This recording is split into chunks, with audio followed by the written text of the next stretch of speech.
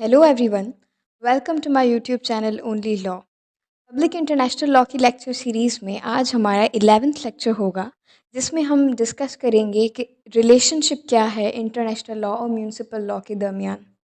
ठीक है, तो चलिए स्टार्ट करते हैं। तो basically relationship of international law और म्यूनिसिपल लॉ को समझने के लिए हमारे पास 6 थ्योरीज मौजूद हैं। पहली जो थ्योरीज़ हैं मोनोइज़म और डुअलिज़्म, उनको मेजर थ्योरीज़ कहा जाता है, और उसके बाद बाकी जो भी हैं वो जो है वो उन्हीं की सब कैटेगरी में फॉल करती हैं। तो म्यूनिसिपल लॉ, डोमेस्टिक लॉ या जो है वो इंटरनल लॉ, वो किसी भी स्टेट का नेशनल लॉ होता है। ठीक है, सो किसी भी स्टेट का जो अपना कानून होता है, जिसको डोमेस्टिक लॉ भी आप कहते हैं, इंटरनल लॉ भी आप कहते हैं, म्यूनिसिपल लॉ या जो है वो उसको नेशनल लॉ भी कहा जाता है। तो किसी भी स्टेट के नेशनल लॉ और इंटरनेशनल लॉ के दरमियान जो है वो क्या रिलेशनशिप है, किस तरह से ये दोनों जो चलते हैं, इसी को समझने के लिए जो है वो कुछ थ्योरीज़ हमारे पास मौजूद है। सबसे पहली थ्योरी है मोनोइस्टिक थ्योरी या मोनोइज़म जिसको कहा जाता है। तो मोनो इटसेल्फ मीन्स वन। ठीक है, मोनो मीन्स वन। तो ये जो मोनोइस्टिक थ्योरी है या मोनोइज़म है, इसके मुताबिक इंटरनेशनल लॉ और म्यूनिसिपल लॉ एक ही चीज़ है। दैट मीन्स कि इंटरनेशनल लॉ और म्यूनिसिपल लॉ में कोई भी डिफरेंस नहीं है। ये दोनों जो है वो एक लॉ की एक ही लॉ की ब्रांच हैं, और इन दोनों के दरमियान कोई डिफरेंस नहीं है। तो इसीलिए जो इंटरनेशनल लॉ है वो भी म्यूनिसिपल लॉ का हिस्सा होता है, और इंटरनेशनल लॉ को जो है वो म्यूनिसिपल लॉ में ट्रांसलेट करने की कोई ज़रूरत नहीं होती। ठीक है, अब ये है इनका कहना। अब इनका जो है वो मेन जो आर्ग्यूमेंट्स जो मोनोइज़म वाले जो है वो रेज़ करते हैं, जो भी जुरिस्ट हैं, वो ये कहते हैं कि इंटरनेशनल लॉ और म्यूनिसिपल लॉ एक ही चीज़ है, क्योंकि इन दोनों के सब्जेक्ट्स सेम हैं। सब्जेक्ट्स मीन्स के ये दोनों जो है वो बनाए गए हैं किन के लिए? इंडिविजुअल्स के लिए। ठीक है, तो सब्जेक्ट्स ऑफ इंटरनेशनल लॉ भी हमने पढ़ा था कि सब्जेक्ट्स ऑफ इंटरनेशनल लॉ जो है वो एक थ्योरी है जो कि कहती है कि सिर्फ स्टेट्स ही सब्जेक्ट्स हैं, लेकिन दूसरी थ्योरी कहती है कि स्टेट्स और इंडिविजुअल्स दोनों ही जो है वो सब्जेक्ट्स हैं इंटरनेशनल लॉ के। तो ये जो मोनोइस्टिक वाले हैं, ये बेसिकली उस थ्योरी में बिलीव करते हैं कि जो सब्जेक्ट्स हैं नेशनल लॉ के और इंटरनेशनल लॉ के, वो दोनों अल्टीमेटली क्या हैं? इंडिविजुअल्स हैं। ठीक है, तो इसीलिए इन दोनों के सब्जेक्ट्स एक हैं। उनके बाद इन दोनों के प्रिंसिपल्स भी एक हैं, और इन दोनों के सोर्सेज भी सेम हैं।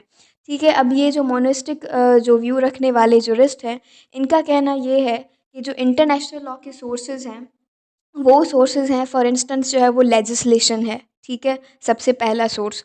और सेम ही जो है वो लेजिस्लेशन इंटरनेशनल लॉ में जो है वो ट्रीटीज़ के थ्रू होती है, और म्यूनिसिपल लॉ में जो है वो एक लेजिस्लेचर जो है वो कानून बनाते हैं।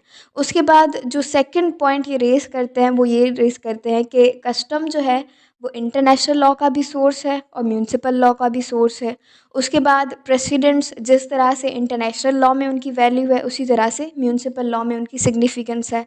तो दैट मीन्स इनके कहने का मकसद ये है कि इंटरनेशनल लॉ और म्यूनिसिपल लॉ एक ही चीज़ है, क्योंकि इन दोनों के सब्जेक्ट्स सिमिलर हैं, इन दोनों के सोर्सेज सिमिलर हैं, इन दोनों का ओरिजिन एक है। अब ये जो है वो जुरिस्ट हैं जो कि बिलीव करते हैं कि जो इंटरनेशनल लॉ है उसका डिवाइन ओरिजिन है। ठीक है, दैट मीन्स वो जो नेचुरल थ्योरी वाले जुरिस्ट थे। और उसके बाद ये भी बिलीव करते हैं कि जो म्यूनिसिपल लॉ है इसका ओरिजिन भी डिवाइन ओरिजिन है। ठीक है, दैट मीन्स के national law is not main made law, it is what? Natural law और डिवाइन लॉ। तो ये दोनों जो है वो ओरिजिन भी इनका सेम बताते हैं कि सेम जो है वो इनका ओरिजिन है, और इसीलिए जो है वो इंटरनेशनल लॉ और म्यूनिसिपल लॉ के दरमियान कोई भी डिफरेंस नहीं है। और इसके जो मेजर सपोर्टर्स हैं या जो कंट्रीज़ जिनमें मोनोइस्टिक थ्योरी फॉलो की जाती है, वो यूएसए है और फ्रांस है। यूएसए का अगर आप कॉन्स्टिट्यूशन देखें तो यूएसए के कॉन्स्टिट्यूशन का आर्टिकल 6 आपको मिलेगा। आर्टिकल 6 बेसिकली ये कहता है कि इंटरनेशनल लॉ जो है वो supreme law of the land of USA होगा।